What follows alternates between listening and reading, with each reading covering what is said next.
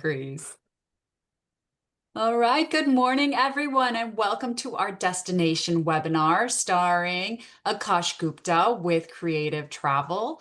Akash is going to take us away today to India and Sri Lanka. So we'll have some new destinations to look at and plan and help us figure out itineraries for these two destinations.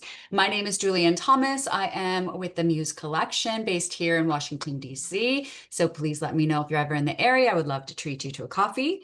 Don't forget to VIP your guest on our website. Go on to themusecollection.com and you'll be able to VIP your guest, which will give your guest an added amenity on top of what your consortia already provides. So today's webinar is going to take us to India and Sri Lanka. If you have any questions, please add them to the chat box and we will get them answered by Akash. So welcome, Akash. Take it from here. Thank you so much, Julian. Good morning, everyone, once again. And thank you for taking the time this morning to go through two of the lovely destinations in our portfolio. I will share my screen. Please do let me know if you are able to see this fine, because we just tested it and there were some issues with it. Is everybody able to see it? Yep. Okay. Super. So fair. So I'll start off with an introduction to who we are at Creative Travel. So Creative Travel is one of the most India's most respected family-owned destination management full-service DMC. The legacy spans over 48 years. We were founded in 1977. It was built on the passion of for showcasing the diverse cultures, landscapes, and traditions of the subcontinent, essentially India, Nepal, Bhutan, Tibet, Sri Lanka, and Maldives.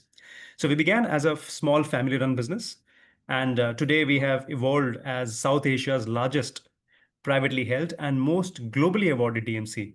Okay, and of course we have a strong global reputation for excellence, creativity, and authenticity, because that's what really matters in our part of the world. Okay, we still remain a story of heritage, innovation, and deep personal connections with the places and the people we represent. Okay, so that's what we are all about. We are virtuoso on site. We also serendipians, and essentially, we cover the entire subcontinent: India, Nepal, Bhutan, Tibet, Sri Lanka, and Maldives. So India is actually a country that cannot be summed in a single word or an image. It is it's got centuries of history, layers of culture, countless stories, and which are actually interwoven into one.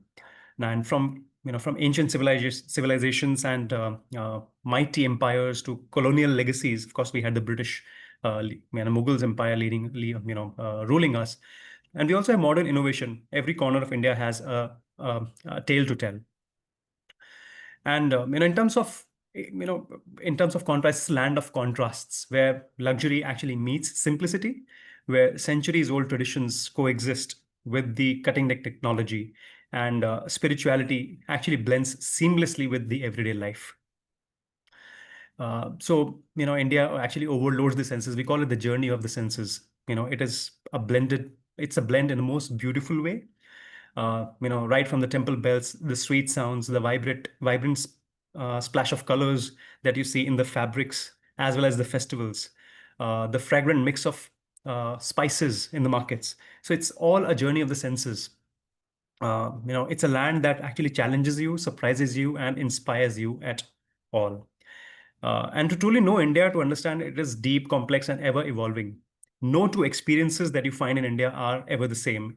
And every guest actually leaves with their own version of India, shaped by the personal encounters and emotions. We say that a visit to India is full of unexpected. It will make you question, it will reflect and actually marvel. But you'll never return home with quite the same, after the Indian adventure. Okay.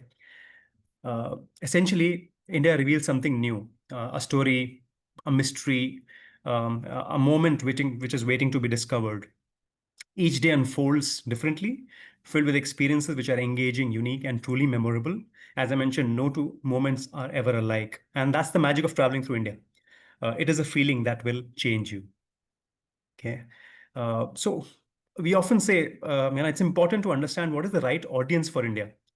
So India, in many ways, is a destination that appeals to every kind of guest, but particularly it resonates with who have already explored the much exotic destinations like China, Thailand, Hong Kong, Japan, South Africa, Morocco. Now, these are the guests who actually appreciate diversity, depth, and authenticity, and are ready to go beyond the surface to experience something which is transformative. And guests actually come or travel to India for a variety of reasons, like exploring the culture, the history, to witness the spectacular wildlife and natural landscapes, to celebrate, life's milestones, maybe, anniversaries or birthdays. Uh, it is something for there is something for everyone, and there are snow-capped Himalayas to the sun-kissed beaches in Goa and South, and from ancient temples and royal palaces of modern art districts and luxury resorts. So we have everything that we can cover the entire segment of people, and for a variety of reasons. Sorry, I think it just stuck. All right, so obviously we can't really touch upon all the, it's a vast country, 3,000 kilometers from north to south, 2,500 kilometers from east to west. So we'll cover key destinations which are very popular here. Just to give you a brief overview of why people and what are the destinations that people travel for. We come the first one and the foremost, which is the majority. It's a skeleton. People write back on the itinerary of Golden Triangle, which is Delhi, Agra, and Jaipur. Can be done in various permutations and combinations. It is India's most iconic travel circuit. Connects Delhi, Agra, and Jaipur, the cities which actually capture the essence of North India. Beyond the monuments and the architecture marvels, there are immersive experiences that one can enjoy here. Uh, like in Delhi, people can explore the markets, go on a rickshaw ride, sample local street food with a chef. Okay, actually, the chef talks about why we eat what we eat.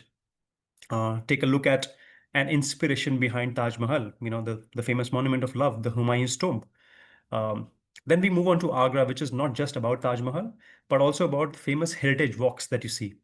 Uh, Pink City of Jaipur, which where you enjoy the Amber Fort, you witness traditional block printing sessions, you have cultural performances at the royal residences.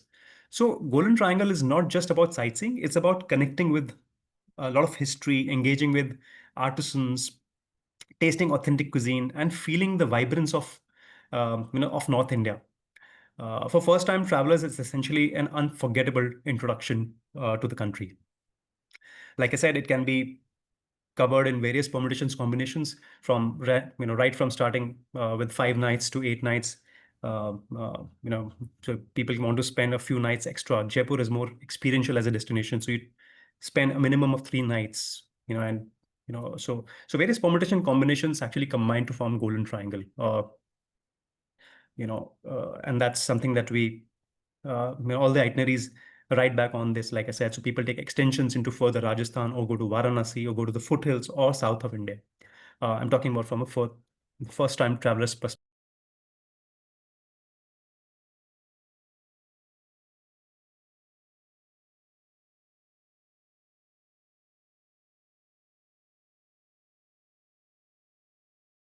I think was, I think I lost you somewhere in between. You fell off for a second. You're back. I'm so sorry.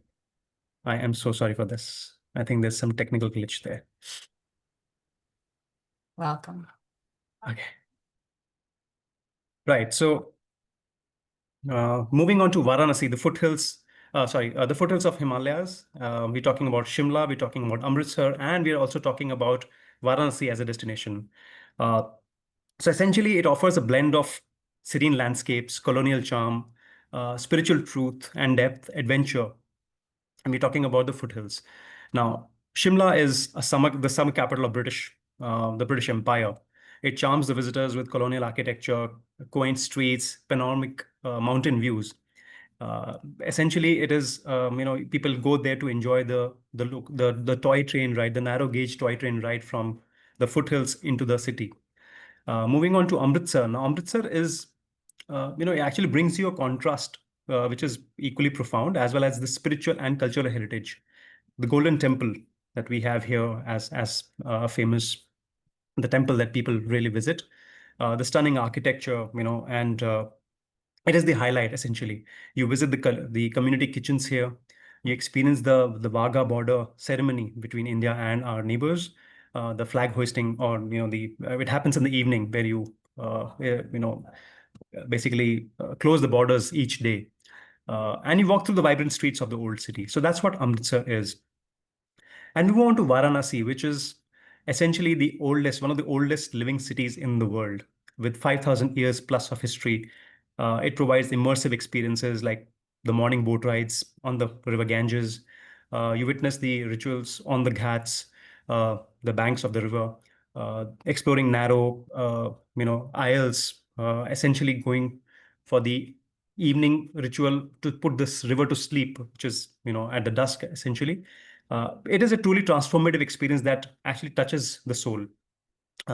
It can be a bit overwhelming. Hence, we actually very carefully add this to the itinerary when we are planning. Most of the times, it's a question that it should be at the beginning or it should be at the end.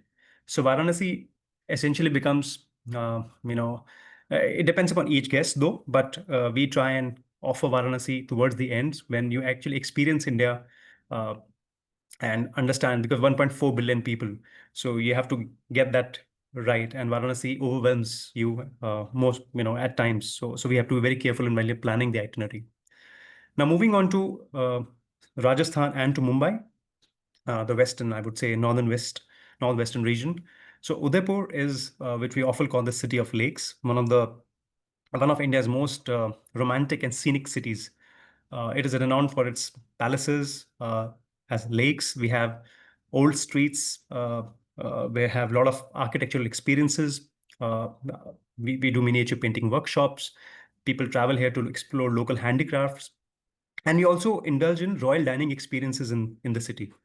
Now, Udaipur's ambience actually combines with a vibrant cultural market, and it's a perfect destination for people looking to explore a relaxed kind of a holiday towards the end, or from a luxury travel perspective as well.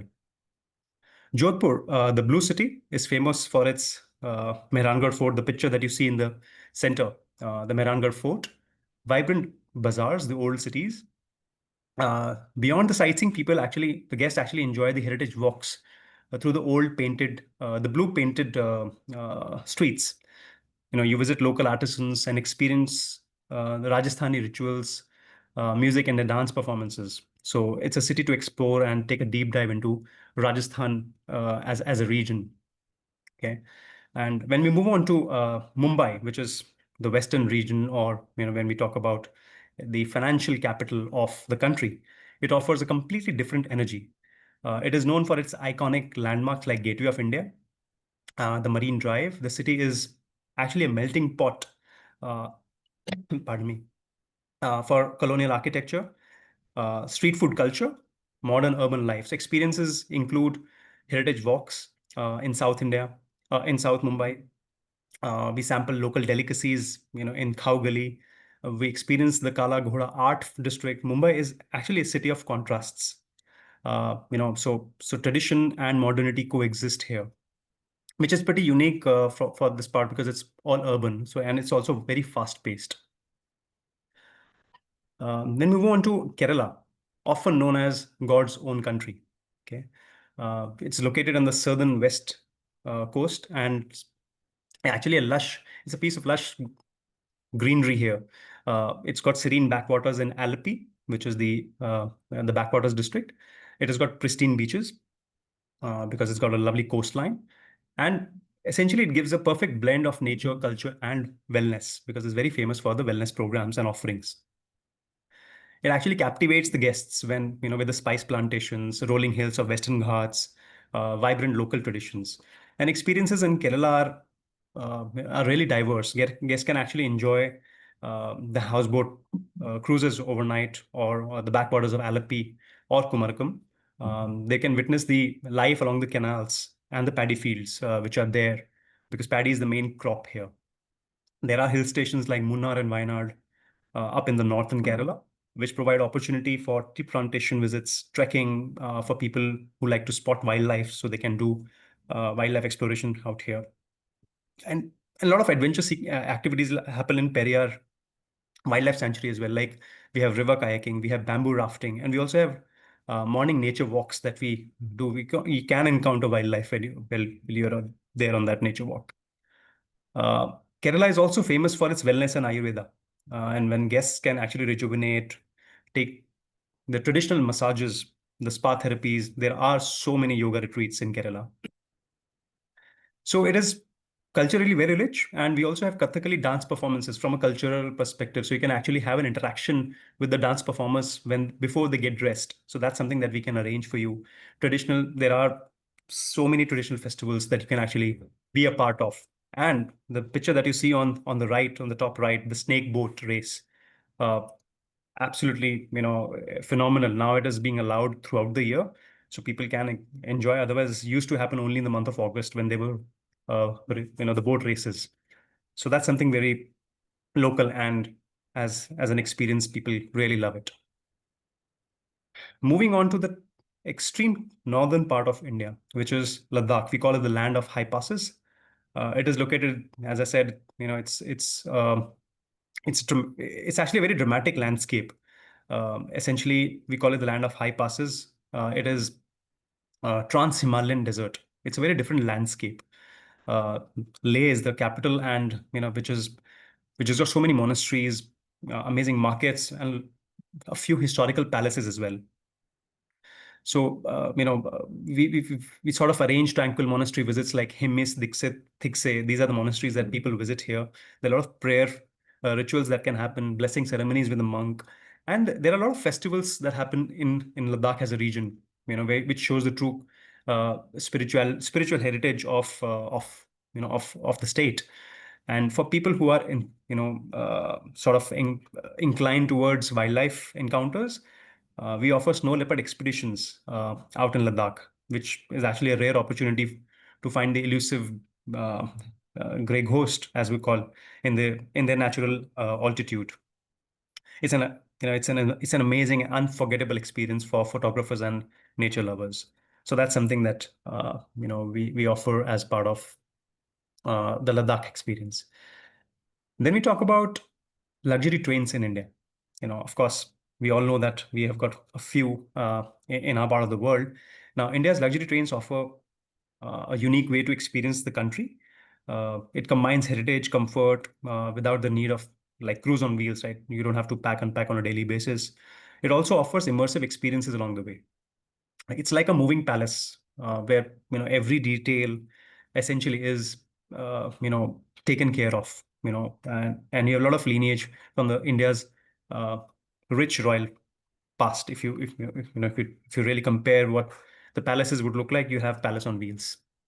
Maharaja's Express, which is one of the best that we have here, is known for its opulence. It's covered destinations like North and Central India, which blends the luxury with the curated experiences right from Taj Mahal in Agra to wildlife in Ranthambore. So these are the things that are covered with the Maharaja's Express. Then we have the popular train of Palace on Wheels, which covers Rajasthan as a region. We have Deccan Odyssey, which explores Maharashtra, which is the western region, Gujarat, as well as Goa, and the Golden Chariot, which actually showcases the southern India. So we have train which exists in all parts of the country. As I said, they're perfect for guests who are seeking slow travel without the need of packing and unpacking. Immersive storytelling that can happen out here. Uh, so essentially, it is an exploration of India's history, culture, and landscapes, and allows the guest to see the country in style, as well as making sure that luxury is not amiss. Yeah. As I mentioned, we have wellness across the country. India is not only just about vibrant culture, but also a global hub, for wellness and holistic healing. Traditions like Ayurveda, yoga, meditation, natural therapies. So India offers guests a chance to, to sort of rejuvenate uh, their mind, body, and soul. So they are uh, essentially experiences in India which are diverse as well as immersive. Guests can practice yoga at sunrise amidst the Himalayas in Rishikesh and enjoy Ayurvedic therapies and detox programs down south in Kerala, or maybe unwind in luxury retreats in Rajasthan, and Goa. Focus is not just only on relaxation, but also balancing the lifestyle, enhancing the immunity, and reconnecting with the nature. So some of the retreats, I mean, we've carefully handpicked Anand in the Himalayas, Atmantan, Sokya, and Vana retreats. The six senses are something that people are well known actually, and they're located in serene settings. Right from the backwaters in Kerala to river to near the river Ganges, down in the Himalayas. So they ensure tranquility as privacy. Now, programs are, how they're structured is like their personalized diets, meditation sessions, spa therapies, and fitness routines that are actually tailored to individuals' needs. So we have something for everyone, when we talk about wellness in India. Now, question about getting to India, and India is well connected globally, with all the international airports. We have international airports across the country: Delhi, Mumbai, Bangalore, Chennai, Hyderabad, Pune, which offer direct flights from the US. So essentially, and of course, Europe and Middle East are very well connected as well. For international guests, we need to apply for e-visas, which can be obtained. So you need the visas, right? It can be obtained electronically. Process is very simple, usually completed online, and they give you various validities, at like multiple entries or twin entry, something that you get the visas for. Best time to visit is October to March, essentially, when the month. And to be fair, I think it extends to mid-April. Weather is comparatively cooler in April, and otherwise, October to March remains the peak months for travel, ideal for all the cultural sightseeing, trekking, the experiences. We have summers between mid-May and June, which can be extremely hot. Uh, so essentially, it is uh, food actually becomes a flavor, and you can actually combine. India is more than a collection of destinations. We just don't talk about only the destinations. We talk about it as an experience that engages all the senses, challenges the expectations, and creates lasting memories. There are iconic landmarks which we've talked about: Taj Mahal, Jaipur's palaces. But the real magic is actually about the immersive moments, and which actually combines nature, culture, and people together.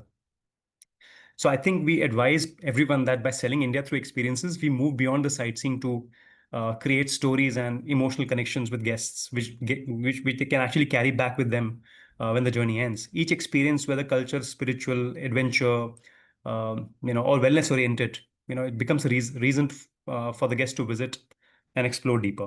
So essentially, it's about focus on the curated moments, because it's experience that defines India. It's not just the expanse of the country, or not just the map.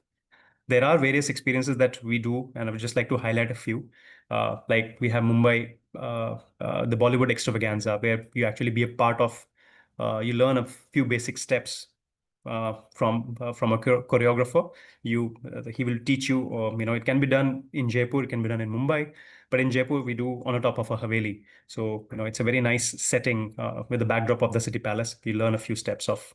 Then we have the Dabbawalas experience, which is Six Sigma certified, which there are men who carry out the tiffin boxes delivery and pickup, and with absolutely zero error. So the tiffin boxes are picked up from the homes, and they're delivered hot at the offices. Once they're done, the tiffin boxes are transferred back to their respective houses.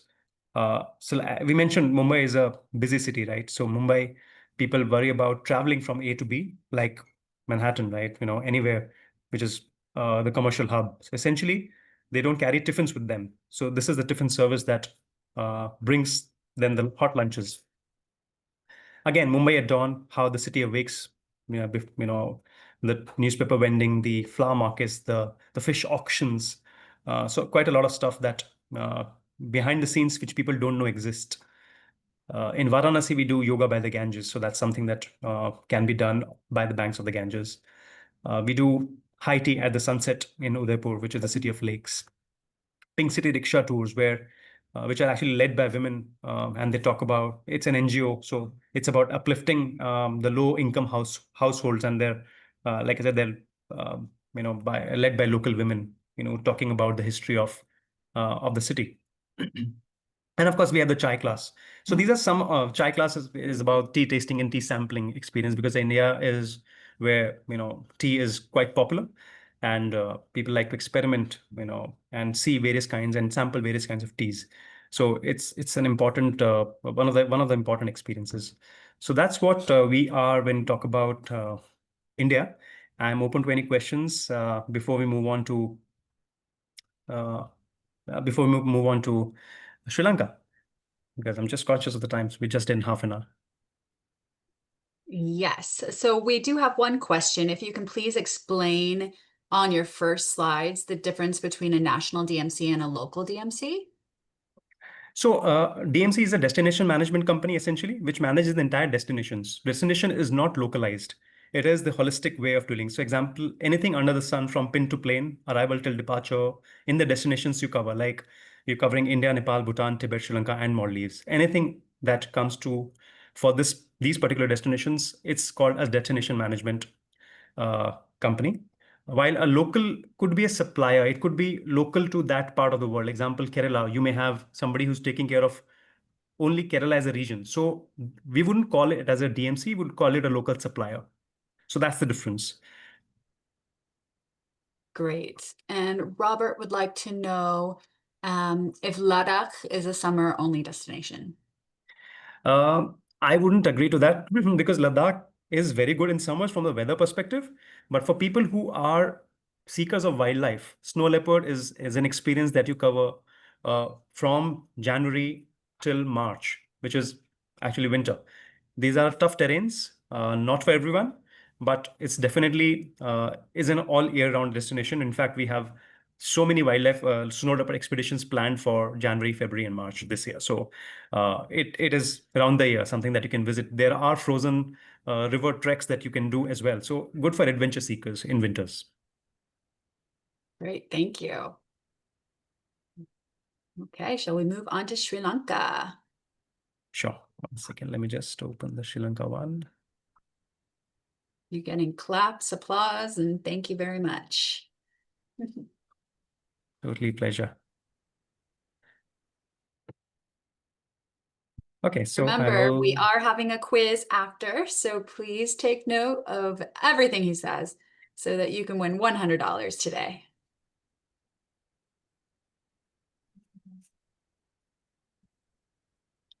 fair. So is everyone able to see it?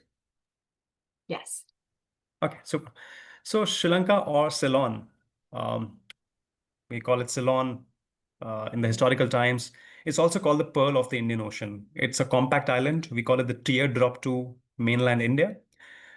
It's a nation with diverse landscapes, rich culture, unique experiences. I think experiences across the continent, subcontinent, is something that we are really, good at as a region. So people travel here for unique experiences, of course. Now we have the golden beaches here. We have lush tea plantations. We have ancient temples. We have some of the UNESCO World Heritage Sites. So Sri Lanka is a wealth of experience uh, within an easy reach. It's a very small country. If you to put a perspective on a map, it is a very small country. So you can travel from east to west, in a span of about 6 hours, and from north to south in a span of about 12 hours by road. So that's, what the country is for you.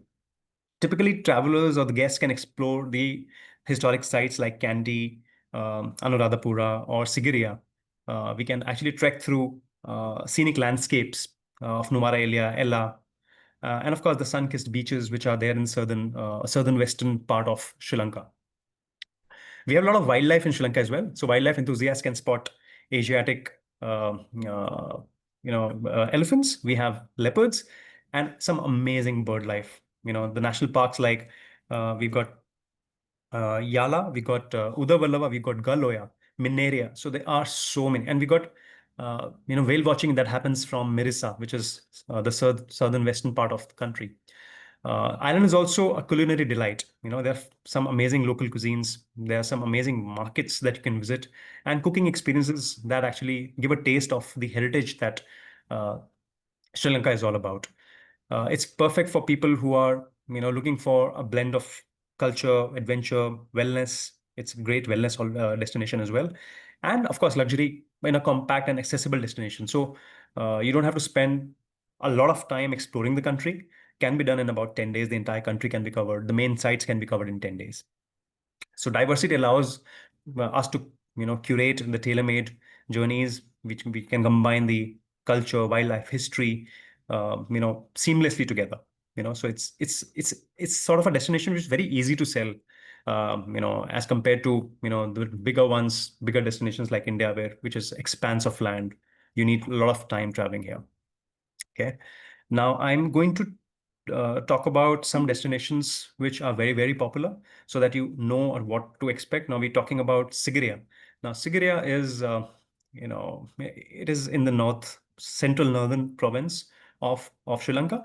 Essentially, it offers opportunities to explore the villages, the rural life. You can explore the rural life and the local markets in and around Sigiriya. It gives you a glimpse of country's heritage, natural beauty.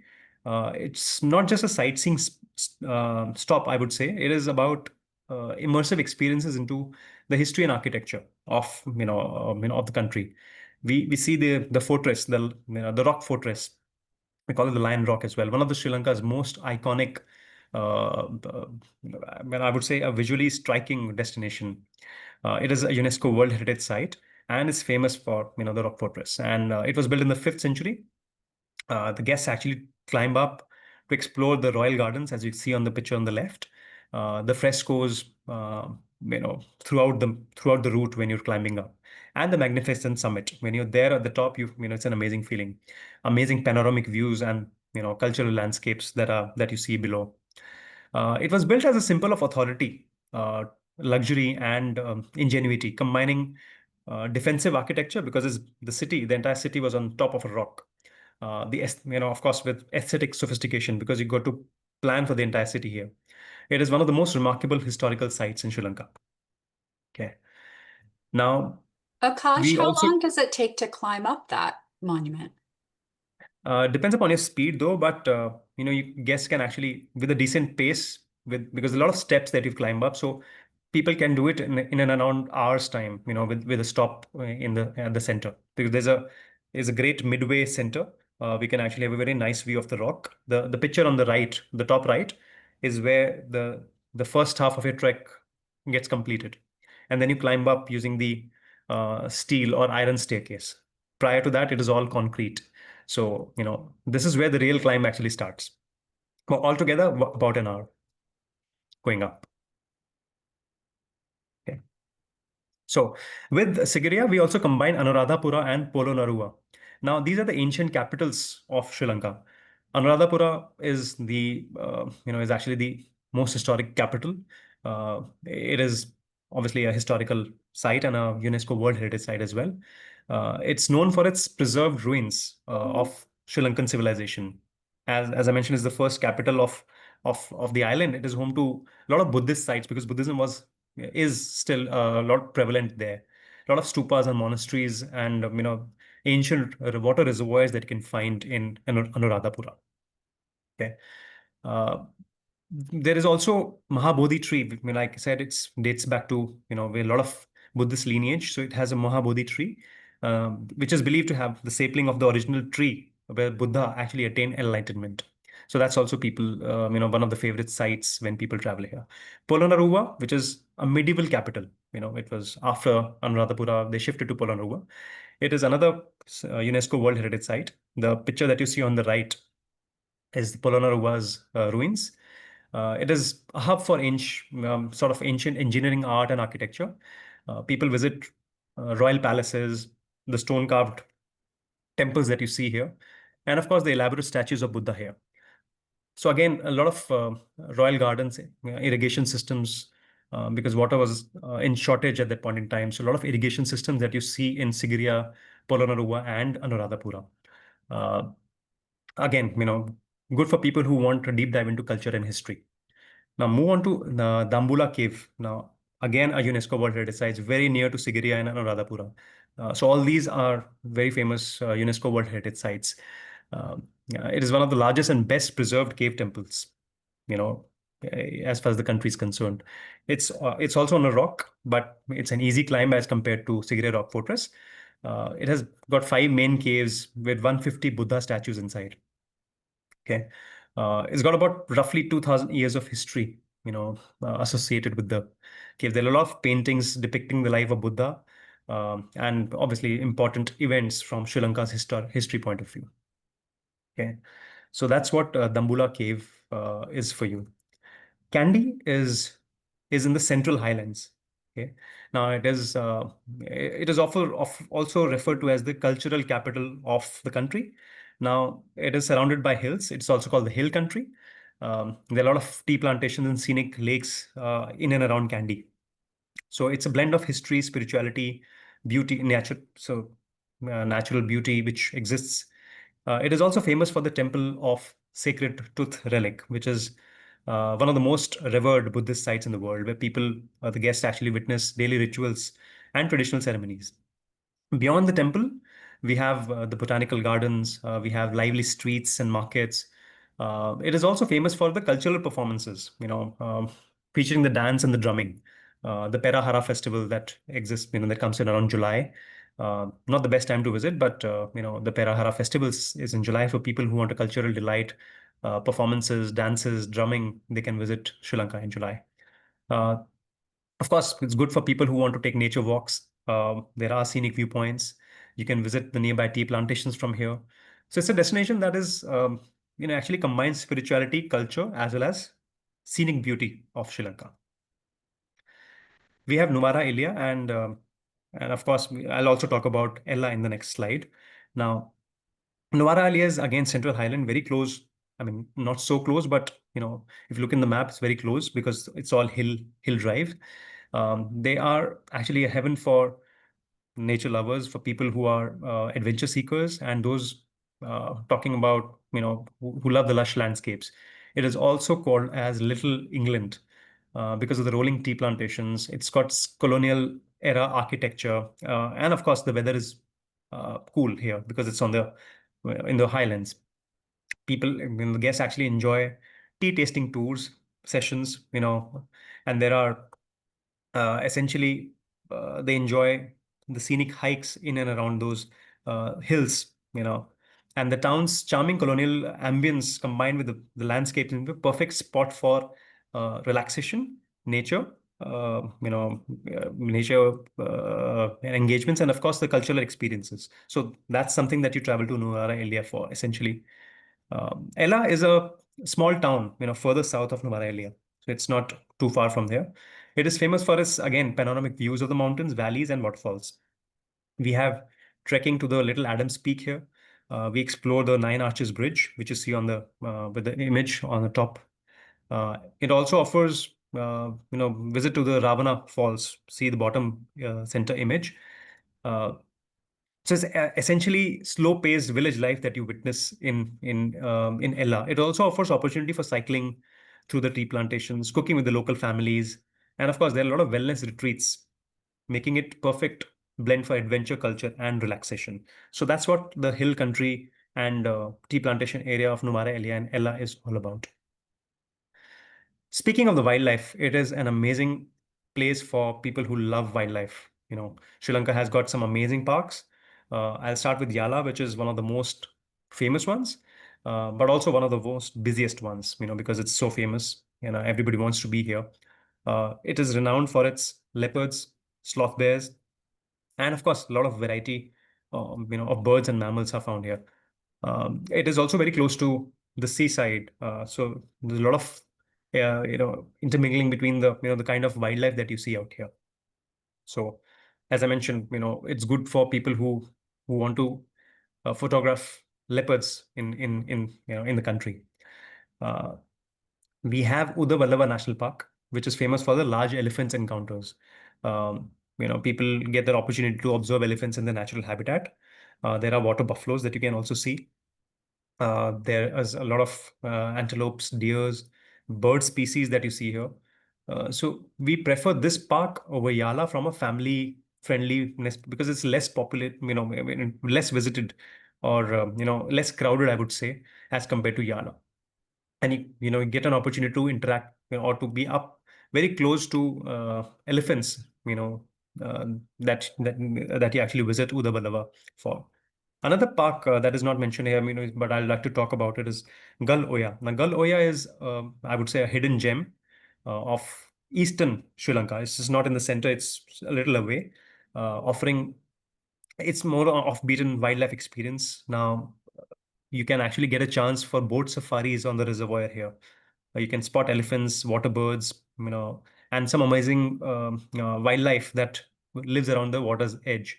So it's an experience which is both peaceful and memorable. So we also try and give. There are not many lodges which are found near the Galoya National Park, but if people are going, if we have the flexibility to plan a few nights, we rather give this park as an option in the itinerary.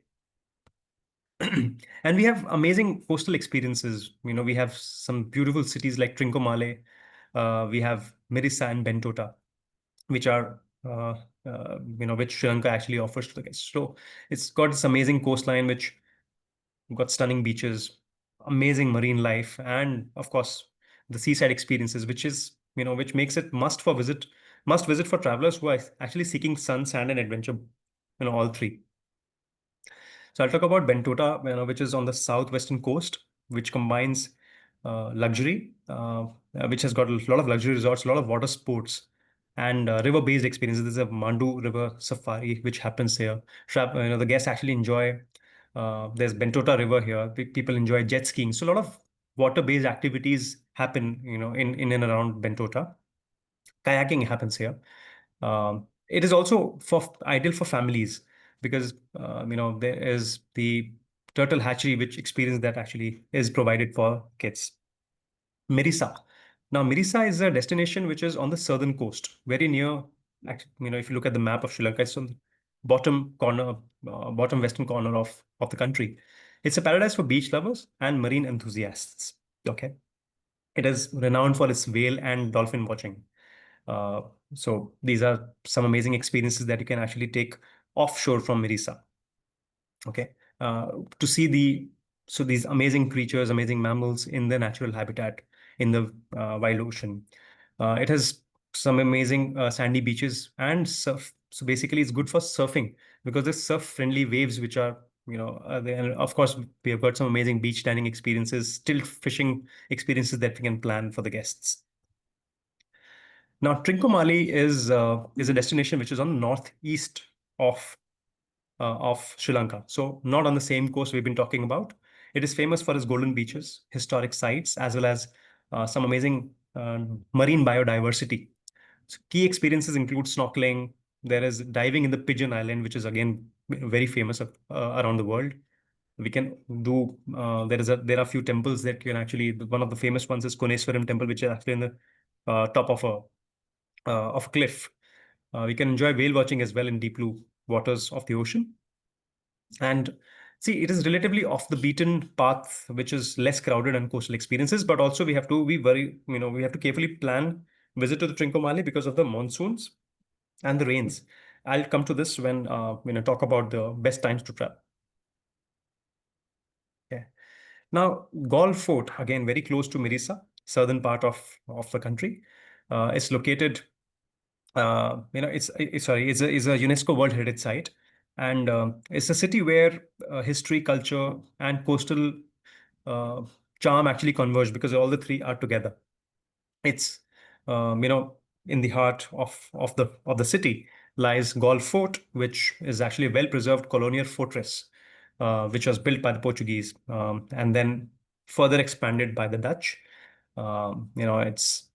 It's an amazing sight. People actually travel, to see the Portuguese establishments. Some amazing walks in the aisle with the local. They can actually see the fort walls, enjoy the sunset views over the Indian Ocean. We explored the museums, the art galleries, and of course, there are a lot of shops in and around Galle. So, so it's beyond the fort. Actually, you can, there are options of traveling to beaches, surfing spots, local fishing villages. So it's a mix of culture, leisure, as well as adventure altogether. So it's ideal for people who are looking for a blend of history, architecture, and coastal relaxation. And of course, it's a part of all the Sri Lankan itineraries.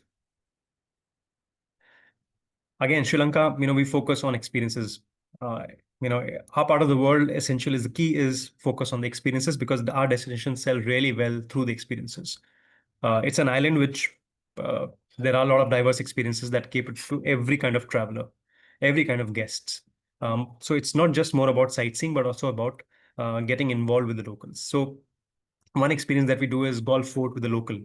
Now you wander through the streets, the colonial era architecture. You hear the fascinating Portuguese and Dutch influence of the city.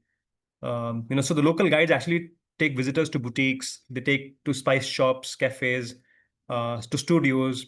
So it's a glimpse of modern life within the historical walls. So you get some stunning views of the Indian Ocean. You talk about temples, you visit the churches and hidden courtyards of the there is a multicultural heritage that Gaul brings in. Then we have the Sigiriya village tour, which is up in the north. It offers some immersive experience into the rural Sri Lankan life. Of course, you visit the Sri Lankan rock fortress, the Lion Fortress we've talked about. But the visitors are actually guided through the paddy fields, small village homes, local farms.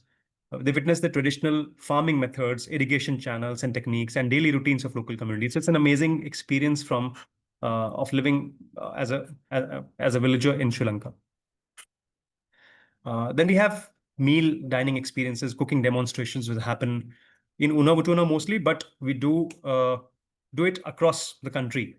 The guests actually visit a local home to a coastal property, or depending on where the location is, they're introduced to the Sri Lankan ingredients, the spices, the traditional cooking techniques that are experienced, there are in Sri Lanka. The guests actually get to prepare the classic dishes. The main dish is rice and the curry, hoppers, some seafood specialities. So you also learn about the local customs, flavors. You exchange stories with the host. So it's an amazing interpersonal kind of experience session that you can enjoy. Then we have when we move on to city of Colombo, we have Colombo by tuk tuk. Now it's a unique and engaging way of experiencing Sri Lanka's capital. Okay, now you can actually zip through the cities, experience the vibrance, the energy, and obviously the contrast of Colombo from modern shopping districts to colonial era architecture and the local markets. Uh, so what happens is the tuk-tuk actually allows the visitors to discover the hidden gems of the unusual tourist path. You can actually sample street food, stop at the temples, mosques, or historic landmarks, etc. So it's an amazing, fun way of interactive way of seeing the city. We have a chance to see, taste, and feel the city in a very short span in time. So that's something that we do recommend for our guests. Then we have the tea factory experience up in the Nuwara Elia and Ella districts, where guests actually take a deep dive into Sri Lanka's actually world famous tea industry. You get to explore the process of tea production, right from plucking the tea leaves. Uh, how do we process it, dry it, and package it? So it's a hands-on opportunity, to sort of get involved with the local staff members who explain the different ways and flavors, different ways of making the tea and flavors and the quality and the standards. And you do a lot of sampling, and you carry the tea back. Uh, Again, a lot of focus on art in and handicrafts in Sri Lanka. So batik making is something which is one of an unusual experience that we make the guest experience in Kandy. Uh, Again, it's a textile art. It's a wax resist. It's a dyeing technique. So it's been practiced since generations and passed on to various generations since a vibrant part of Sri Lankan culture. So you get to learn the process from the local artisans, designing it, how to apply wax, how to dye a fabric. So essentially, it's an experience which is interactive as well as educational, which actually allows the travelers and the guests to interact with the local community right there. So, again, understanding the local traditional craft methods and appreciate the cultural significance of it. So these are a few, information, or experiences that you can, enjoy in Sri Lanka. Reaching Sri Lanka and how to get the visas. Colombo is the only international gateway and is served by, most of the major hubs in Europe, Middle East, Asia, and North America. So we have some amazing, good connectivity, which makes it very convenient for all our guests. you need a ETA, the electronic travel authorization to travel into the country. It's pretty simple. You have to apply online and this gets approved almost, within a matter of hours usually. And guests can actually stay up to 30 days with the ETA. The passport has to be valid for 6 months, of course. Best times to travel. It's something which is important here because Sri Lanka has got two distinct monsoon seasons. So ideal time depends upon which region you're traveling to. So Southwest and Central Highlands, which is, center in the south, including Colombo, Galle, Bentota, Nuwara Eliya, and Ella. Best times are December to sort of April when weather is little dry and sunny. Then we have the northeast coast, which is Trincomalee, Jaffna, or the up north region. Best is traveled from May to September because you're avoiding the northeast monsoon then. For people who are interested in wildlife, so Yala, Udavallava, Galoya, best times to visit are February to June. Vegetation is a bit better. Animals are easy to spot. That's most important when you're talking about the wildlife. And of course, the cultural triangle, which is Sigiriya, Anuradhapura, those are accessible across the year, but most comfortable during when we have this December to April kind of period. Overall, I think we are planning any trip to Sri Lanka. We must plan for December to April. So that's something that is a peak tourist or peak guest season when you're traveling. We've got amazing temperatures and ideal for people looking for sort of mix of beach culture and the highlands experiences.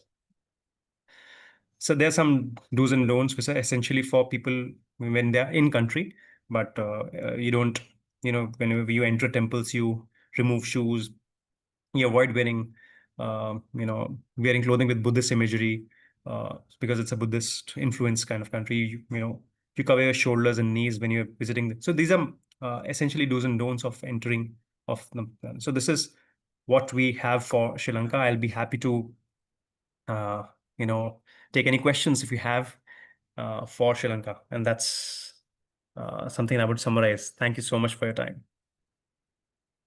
All right. Do we have any questions before we take our quiz? Okay. So I am opening Slido. You'll see the Slido polling.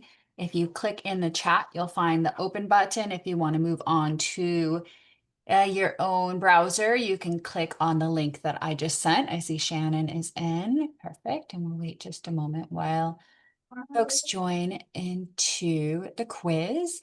There are going to be 10 questions, about 5 about India, 5 about Sri Lanka, and that will give you the opportunity to show your knowledge. And it is based on how quickly you answer the question, as well as if you answer the question correctly. And the winner of today's quiz will receive $100 either via Zelle or an Amazon gift card. So the winner will just let me know that. All right. And Akash has trained me on the pronunciation, so we'll see how well I do and how horribly I butcher it. Okay, we're at 7 participants in the room. And I will go ahead and get started with the first question. Question 1. Which monument in India is an inspiration behind Taj Mahal? Is it A, Qutub Minar, Humayun's tomb, Agra Fort, or Amber Fort? All right, and I'll reveal the answer. It was Humayun's tomb, and 80% of you got it correct. The next question. Which city is known as the Pink City? Is it Jaipur, Jaisalmer, Jaipur, or Udaipur? And it looks like everyone is guessing. There we go. Perfect. And the correct answer is Jaipur. 88% of you got it correct. And you can see here, Ben is in the lead.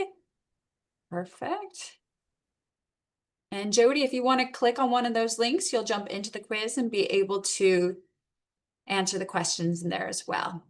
Our next question is, which is one of the oldest living cities in the world? Is it Lumbini, Varanasi, Hastinapur, Kumbakonam? 4 seconds left. Wonderful. And the answer is Varanasi. 83% of you got it correct. Our next question is, Kerala is famously known as God's own country. Which of the following is a popular backwater destination in Kerala? Is it Munnar, Thekadi, Alleppey, or Kovalam? Can you please say the answer, Akash? Akash? It's Alleppey. Alleppey. Alleppey, yes. Okay, great. Let's see here. Oh, Ben is still in the lead, but Alan is right behind him. Okay, next question. Which iconic landmark in Mumbai was built to commemorate the visit of King George V and Queen Mary to India in 1911? Is it Victoria Terminus, Marine Drive, Taj Mahal Palace, or the Gateway of India? And the answer is Gateway of India, 100% correct. The next question, which ancient city in Sri Lanka is a part of the Cultural Triangle and famous for its rock fortress? Is it Anuradhapura, Sigiriya, Gale, or Polonnaruwa? All right. And 83% of you got it correct with Sigiriya. And that, oh, Alan took the lead. He's 1 second ahead of Ben. This is going to be great. Who's going to win? Next question. Sri Lanka is one of the best places in Asia to see which of the following animals in the wild? The giant panda, the Asiatic elephant and leopards, orangutans, or tigers? 3 seconds left. And the correct answer was the Asiatic elephant and leopards. Next question. Sri Lanka is predominantly a Buddhist country. Which ancient site is one of the most important pilgrimage places for Buddhists? The Temple of the Tooth in Kandy, the Golden Temple in Amritsar, Angkor Wat in Cambodia, Mahabodhi Temple in Bodh Gaya. And the answer was the Temple of the Tooth in Kandy. 71% of you had that correct. 9, if your clients are looking for whale watching and pristine beaches, which coastal town would you recommend? Negombo, Mirissa, Colombo, or Jaffna? 3 seconds. And the winner, the correct answer is Mirissa, and 50% of you got it correct. And the final question, which Sri Lankan city is known for its well-preserved Dutch colonial fort, now a UNESCO World Heritage Site filled with boutique hotels and cafes? Is it Jaffna, Colombo, Gale, or Trincomalee? And the answer is Gale. And who is the winner? Alan Savada by 2 seconds is the winner of the quiz. So Alan, I'll be in touch with you if you prefer. Yay! Yay! Or since you're online, do you Congratulations, prefer Alan. Amazon gift card, or should we just send you some money? Send me money. That's what I thought you would say. Fantastic. Well, we live overseas half the year now, so Amazon doesn't pay off so well in US currency. Oh, I understand. I did that as well for a few years. Well, thank you, Akash, for joining us and teaching us so much about India and Sri Lanka. We very much the appreciate best. you. He is the best. Join us next Monday, or I'm sorry, tomorrow at noon. We have a webinar that is going to take us around the world, starting in Florida with the Belgrove Resort and Spa. Then we'll move on to Switzerland to meet the Villers Palace and the Kempinski St. Maurice. Then we'll move on to Italy to meet the Decio and Musa collection that are in Rome and Florence, as well as the Excelsior Lido that is in Venice. And then we will meet 2 DMCs, one in France, Key Promotion Internationals, and one in Germany, Obespoke Travel. So tomorrow at noon, we would be happy to have you join us. Thank you so much and have a fantastic day. Thank you so much, everyone. You have a lovely day ahead. Thank you, Akash. Thank you. Bye. Thank you, Julian.